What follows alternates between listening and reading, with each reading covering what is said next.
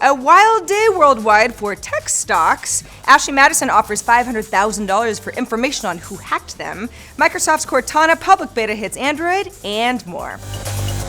It's Monday, August 24th, and this is Crunch Report. Earlier today, the world ended when a huge number of stock prices for tech companies fell sharply. Everybody freaked. When the markets opened this morning, Facebook was down 12.1%, Apple was down 10%, Amazon down 6.4%, Microsoft 5.8%, just to name a few.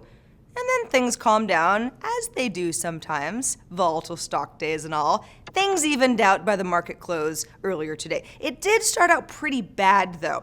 China's stock market had its worst trading day since 2007, which created a domino effect across Europe and then in the US. At one point this morning, the Dow Jones was down more than 1,000 points. That's significant. So, what's going on? Let's look at Apple, for example. China, currently one of the company's most important markets. And if the economy is volatile in China, Apple may sell fewer iPhones and other things. In fact, Tim Cook did a little damage control in an email to Jim Cramer, he's the host of Mad Money, influential guy, stressing that despite the concerns, Apple had strong growth in China in both July and August. Now, Cook didn't quote any specific numbers, but it does seem this email was effective. Apple's stock bounced back following the news. I really don't have any more jokes to make about the Ashley Madison hack, so I'm just not going to. At a news conference earlier today, police in Canada announced that AvidLife Media, that's the parent company for Ashley Madison and a couple of other sites, is now offering a $500,000 reward for information that could lead to the identification of who's behind a hack, which included the personal information of millions of users and transactions from the online site, which is based on extramarital affairs, or the idea of them anyway. The police also said that the hack is linked to 2 unconfirmed suicide cases involving Ashley Madison users.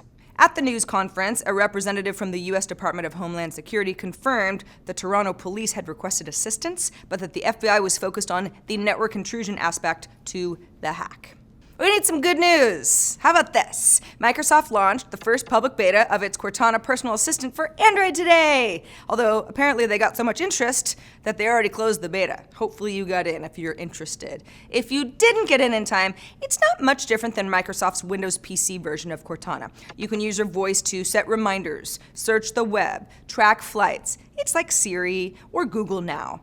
But Cortana doesn't have full access to Android, so you can't just say something like, "Hey Cortana," and wake it up and launch the app. You also won't be able to open apps from Cortana or change settings. These features are still only live on Windows 10 PCs. And also, Google Now is pretty great. I'm not sure how many Android users are chomping at the bit to use Cortana anyway, but maybe that's you, and if so, let us know. The app is currently only available in the US, but Microsoft says other markets are on the way, as well as an iOS app. So how was your last airport experience? Was it hell on wheels? Then you and I have something in common. A company called BLIP Systems wants to make it all better for us, at least at JFK Airport in New York City, where BLIP has installed a bunch of sensors around the airport called BLIP tracks that check for Wi-Fi and for Bluetooth signals from cell phones that are set to discoverable mode, and then they can monitor anonymous MAC addresses that way. They're not actually getting info from you, just that you exist. So BLIP Systems can essentially tell from who's waiting at various places at an airport how long current wait times are. And if you think of airport waits sort of like a freeway slowdown or a bottleneck, it can be really helpful to know what's just up ahead. And future airport design might even get better by examining this data.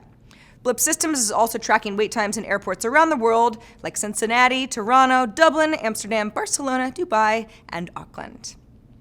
Uber is now testing a way to let you pay less money for a ride by sacrificing a little bit more convenience and possibly a little less time saved with something called smart routes. So, instead of a specific address like your house or business, an Uber picks you up nearby on a designated street the app tells you to go to that gets a lot of traffic, or at least enough that it's more convenient for them.